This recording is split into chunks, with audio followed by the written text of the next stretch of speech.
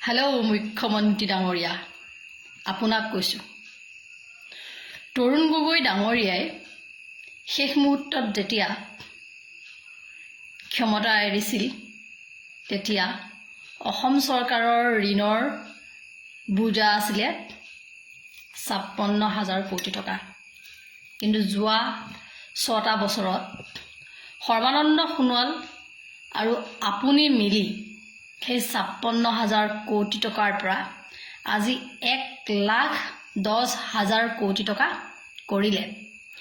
এই যে ১,১০,০০০ কোটি টকা, তাৰ সুদ কিন্তু আমি ভৰিম। অসমৰ ৩ কোটি জনসাধাৰণে ইয়াৰ সুদখিনি আমি মাৰিব লাগিব। যিহেতুকে সেই ঋণৰ সুদ আমি পৰিশোধ কৰিম আৰু ভৱিষ্যতলৈ আপুনি যি ঋণ ল'ব সেই ঋণৰ সুদ আমি পৰিশোধ কৰিব লাগিব। গতিকে আপুনি এই টকাবোৰ ক'ত খৰচ কৰিছে, ক'ত কৰিব, এই প্ৰত্যেকটো কথা অসমৰ প্ৰত্যেকজন জনগণে জনাটো আমাৰ অধিকাৰ। সেয়েহে আপোনাক আমি দাবী কৰিছোঁ, আপুনি ঋণ লোৱা টকাবোৰ ক'ত কেনেকৈ খৰচ কৰিছে জনসাধাৰণক আপুনি বাকী কথাবোৰ যেনেকৈ চেল বেলাই ফুৰে, এই কথাখিনিও কমচে কম আপুনি চেল বেলাই ক'ব বুলি বুমটো দেখিলে যেনেকৈ প্ৰত্যেকটো কথা আপোনাৰ কংগ্ৰেছক কাট মাৰি কওঁ কওঁ লাগে, ঠিক তেনেদৰে আপুনি লোৱা ঋণবিলাকৰ কথা ক'ত খৰচ কৰিব, কি কৰিব আপুনি গাবলৈ শিকক।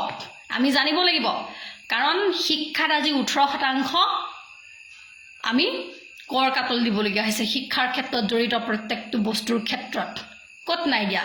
আজি স্বাস্থ্য বিভাগৰ মেডিচিনত আমি যথেষ্ট কৰ কাটল ভৰি আছোঁ।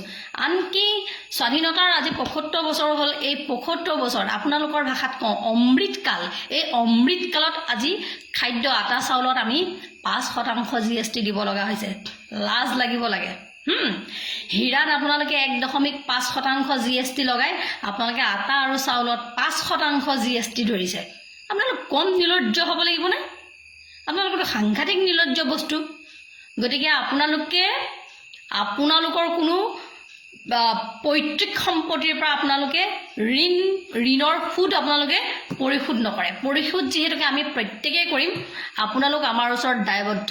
আৰু টকা ক'ত খৰচ কৰিব আমি প্ৰত্যেকেই জানিব লাগিব। আপোনালোকৰ ইচ্ছামতে আপোনালোকে কাৰোবাক বুলেট দিম, কাৰোবাক টিভি দিম, কাৰোবাক পাটৰ কাপোৰ দিম, এইবিলাক আপোনালোকৰ মতে নচলিব। অসমৰ জনগণৰ কথা মতেহে আপোনালোকে চলিব। এইখিনি কথা আপোনালৈ বুলি আগবঢ়াই দিলোঁ। আপোনালোকৰ পৰা ইয়াৰ আমি সুদুত্তৰ পাম বুলি আশা ৰাখিছোঁ। ধন্যবাদ।